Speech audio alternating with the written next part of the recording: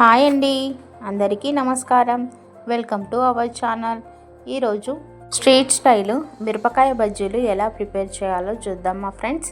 చాలా బాగుంటాయండి, చాలా క్రిస్పీగా, ఎక్కువ ఆయిల్ పీల్చుకోకుండా ఎలా ప్రిపేర్ చేయాలో చూద్దాం మా ఫ్రెండ్స్. 1/2 కేజీ మిరపకాయలు అయితే తీసుకున్నానండి. నాకు 12 వరకు అయితే మిర్చీలు అయితే ఇలా వచ్చాయి. వీటిని ఒకసారి బాగా కడిగిన తర్వాత ఇలా మధ్యలోకి ఒక నైఫ్ తీసుకొని అయితే ఇలా కాట్లు పెట్టుకోవాలండి. పిన్నిస్తో అయినా మనం కాట్లు పెట్టుకోవచ్చు, నైఫ్తో పెట్టకుండా పర్లేదండి. ఇలా అయితే మధ్యలోకి పైనుంచి కింది వరకు అయితే ఘాట్లు పెట్టుకోవాలండి. తర్వాత వీటిలో ఉన్న విత్తనాలు అయితే తీసేయాలండి. ఒకవేళ మీకు కారంగా తినాలి అనుకుంటే ఇందులో విత్తనాలు అయితే ఉంచుకోవచ్చండి. ఇలా అన్ని మిరపకాయలను అయితే ఘాట్లు పెట్టుకొని తీసుకోవాలి ఫ్రెండ్స్. వీటిలోకి స్టఫింగ్ కోసము ఒక బౌల్లోకి 2 టేబుల్ స్పూన్ ధనియాల పొడి, ఒక 1/2 టేబుల్ స్పూన్ ఉప్పు వేసుకోవాలండి. ఒకవేళ మీకు ధనియాల పొడి నచ్చకపోతే ఇందులోకి వాము పొడి అయినా చేసుకొని పెట్టుకోవాలండి.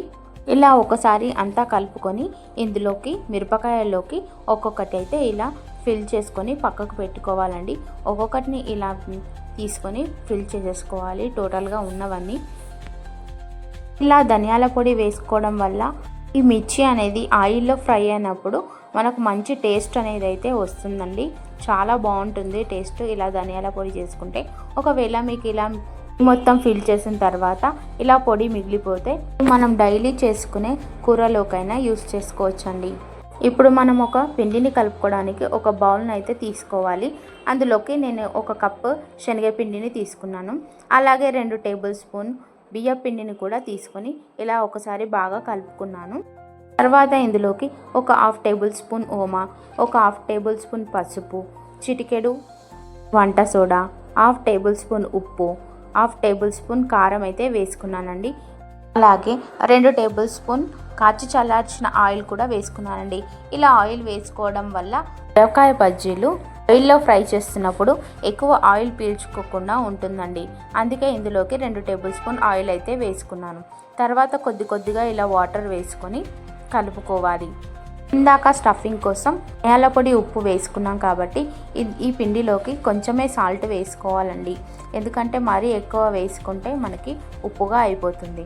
చూడండి ఫ్రెండ్స్, ఇలా కొద్దిగా వాటర్ అయితే వేసుకొని ఇలా కలుపుకోవాలండి. మరి ఒకటేసారి ఎక్కువ వాటర్ వేయొద్దు, కొద్దిగా వేసుకొని కలుపుకోవాలి. మనకు టెక్స్చర్ అనేది ఇలా వచ్చేలాగా అయితే చేసుకోవాలి. చూడండి ఫ్రెండ్స్, ఇలా జారుగా అయితే ఉండాలి. ఇలా బాగా కలిపినట్లయితే ఇలా నేను వీడియోలో చూపించిన విధంగా కలిపినట్లయితే మనకు ఫ్లఫీగా ఎంతో క్రిస్పీగా అయితే వస్తాయి. తర్వాత స్టవ్ ఆన్ చేసుకొని ఒక ప్యాన్ పెట్టుకొని డీప్ ఫ్రైకి సరిపడా ఆయిల్ని అయితే ఇలా తీసుకోవాలండి. ఇందులోకి ఒక చిన్న ముద్దనైతే వేసుకొని చూడాలి. ఆయిల్ ఇలా వేడెక్కిన తర్వాత ఇందులోకి మిర్చిని ఇలా ఒకసారి డిప్ చేసుకొని ఆయిల్లో అయితే ఇలా వేసుకోవాలండి.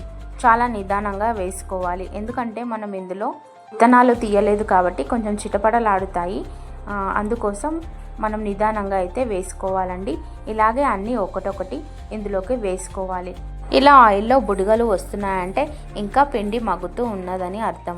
చూడండి ఫ్రెండ్స్, ఇలా అయిన తర్వాత అటు ఇటు టర్న్ చేసుకొని నిదానంగా బజ్జీలు వేసుకోవాలండి.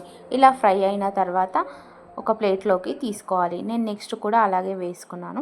చూడండి ఫ్రెండ్స్, ఎంతో క్రిస్పీగా ఎంతో టేస్టీగా అయితే బజ్జీలు అయితే రెడీ అవుతాయండి. ఇంకా ఇందులోకి మీకు స్టఫింగ్ కోసం ఇంకా ఏదైనా కావాలి అనుకుంటే పల్లీలను కూడా మనం అదే ఆయిల్లో వేయించుకొని తీసుకోవచ్చండి. చిన్నగా ఆనియన్స్ కట్ చేసుకొని ఇలా స్టఫింగ్ చేసుకొని తింటే కూడా చాలా బాగుంటుంది. ఇలా కూడా చాలా బాగుంటాయండి. ఒకసారి మీరు కూడా ట్రై చేసి ఎలా కుదిరిందో చెప్పండి ఫ్రెండ్స్. ఇలా చేస్తే పిల్లలు కూడా చాలా ఇష్టపడి తింటారండి. అలాంటి మరిన్ని వీడియోస్ కోసం నా ఛానల్ అయితే సబ్స్క్రైబ్ చేసుకోండి.